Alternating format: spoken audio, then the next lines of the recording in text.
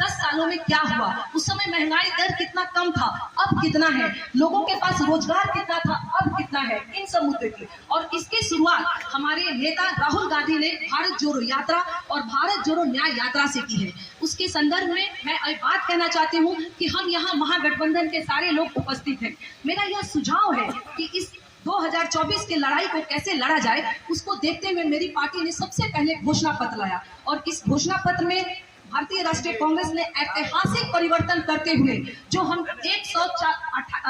140 साल पुरानी पार्टी ने जो काम नहीं किया वो हमने किया। और हमने कहा कि जब हम सत्ता में आएंगे तो जिस तरह से बिहार में 17 महीने सरकार चली उसमें हमने जातीय जनगणना की, 2,35,000 टीचरों की नियुक्ति की, करीब 4 से 5 लाख दे, वही काम हम केंद्र में करेंगे। और वो कैसे करेंगे, तो वो हम जातीय जनगणना कराएंगे। जातीय जनगणना करा के SC, ST, OBC को वो अधिकार देंगे जो कि अभी तक नहीं मिला। इसके अलावा बहुत सारे ऐसे कार्य हैं जो हमारी पार्टी करी। आज आप देखेंगे कि नौजवानों को सबसे ज्यादा इस देश में, अगर कोई सब कहते हैं कि इस देश का सबसे बड़ा दुश्मन कौन है, तो इस देश का सबसे बड़ा दुश्मन है बेरोजगारी।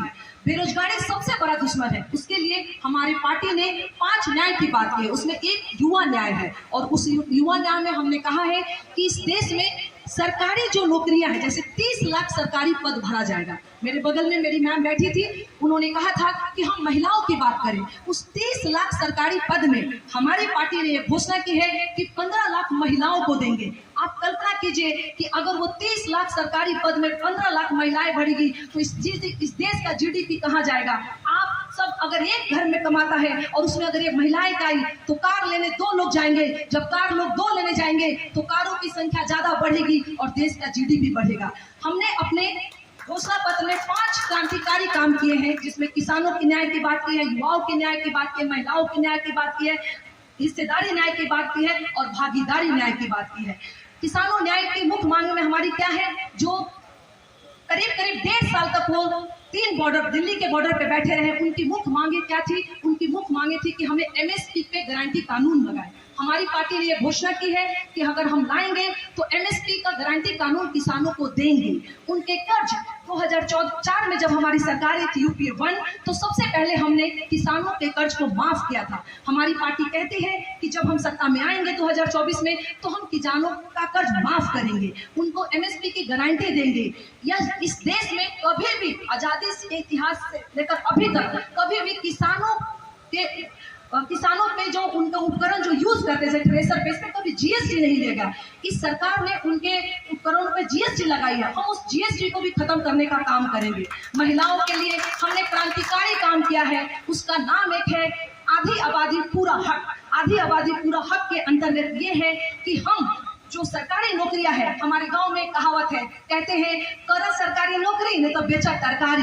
इस भारत की, बिहार की जनता और UP जितने जो लोग हैं समझते हैं कि सरकारी नौकरी का महत्व क्या होता है। हम ये जुमलेबाजी की और सरकार नहीं है जो कहते हैं कि 2 करोड़ रोजगार देंगे और 2 करोड़ के हिसाब से 20 करोड़ रोजगार देना चाहिए। आप अपने जब गांव जवार में बताएं तो पूछें कि इस भाजपा सरकार ने क्या 2 करोड़ दिया।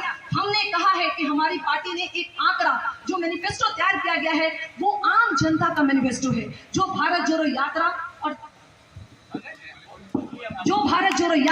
भारत जोड़ो न्याय यात्रा के दौरान लोगों से जो हमें फीडबैक मिला उसी को हमने मैनिफेस्टो में डाला है। और उस मैनिफेस्टो के अंतर्गत 30 लाख सरकारी पद हम जब आएंगे तो उसे भरेंगे। महिलाओं की बहुत बात की जाती है कि हमने महिला बिल लाया, ये जो सरकार लाई है महिलाओं में अनुच्छेद तो 106 में परिवर्तन करके उसके अंतर्गत महिलाओं को जो 33% आरक्षण की बात की जाती है, पंचायत लेवल में हमारी सरकार ने दिया था, यहाँ की सरकार ने दिया था, उसको हम बिना जनगणना कराए अगर आते हैं तो तुरंत लागू करेंगे। एक हमारी योजना है महिलाओं के लिए, महालक्ष्मी योजना। महालक्ष्मी योजना के अंतर्गत देश के जितने जो गरीब तबके के महिलाएं हैं, चाहे वो किसी भी जाति धर्म समुदाय से क्यों ना आती हो, उसको हम 1 लाख रुपए उनके अकाउंट में डालेंगे।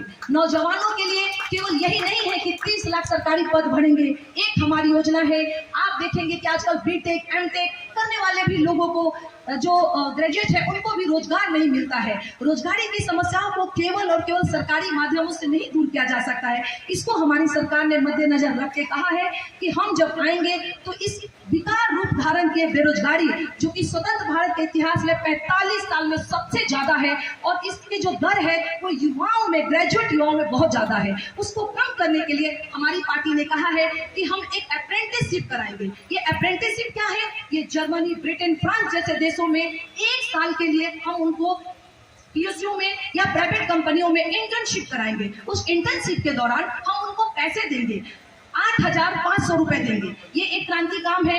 आप देखते होंगे बच्चे हमारे पटना में, कोटा में, कहाँ तैयार करते हैं कंपटीशन के, फिर पेपर लीक हो जाता है। इस पेपर लीक की समस्या को समाधान के लिए, उसके लिए हम एक सख्त कानून बनाएंगे जो कि वो पेपर लीक ना हो। इस तरह से आपने युवाओं के साथ सबसे ज्यादा अन्याय जब इस सरकार ने किया है वो अग्निवीर योजना का नाम सुना होगा आपने। कहते हैं कि भारत का हर एक नागरिक BTech, MTech, professor, doctor, engineer नहीं बन सकता है। आपके हकों को मारा गया है। मैं चाहती हूँ कि यहाँ सारे उपस्थित सभी लोग अपने गांव जवार में जाके ये बताएं कि अग्निवीर योजना कैसे आपके बच्चों के युवाओं को बर्बाद करती है। वो अग्निवीर एक योजना थी जिसमें एक गरीब का बेटा, एक रिक्शा चलाने वाले का बेटा 10+2 करता था और एयरफोर्स और नेवी आर्मी में जाता था। वो अपनी जवानी के 15-20 साल सेवा करता था, उसके बाद वो रिटायर आता था तो वो सिविल सर्विसेज जैसे बैंक, रेलवे में लगता था।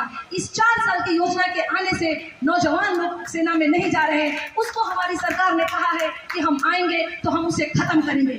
मैं ऐसा एक आग्रह करना चाहूंगी और बिहारी चौधरी सर से कि आप अपने पार्टी के शीर्ष नेताओं को ये बताएं कि ये जो कांग्रेस का मैनिफेस्टो हो, महागठबंधन के सभी साथी इसी को अपना घोषणा पत्र बनाए और भारत के जन जन तन तन में ये जाके बात पहुंचाए, क्योंकि ये घोषणा पत्र नहीं है। अगर इसको पढ़ा जाए ध्यान से तो ये आने वाले 100 साल का भारत का इतिहास है। इसमें वो सारी चीजें हैं जो देश को आगे बढ़ाने के लिए जरूरत है। बहुत सारी ऐसी बातें हैं और खासकर विशेषकर महिलाओं के लिए ऐसी योजनाएं हैं। अगर आप सोचिए, हमने इस योजना, आप आशा, आंगनबाड़ी और वो जो खाना मिड डे मील कार्यकर्ता के बारे में हमने कहा है कि हम जब सत्ता में आएंगे तो इसकी आय को दुगनी कर देंगे।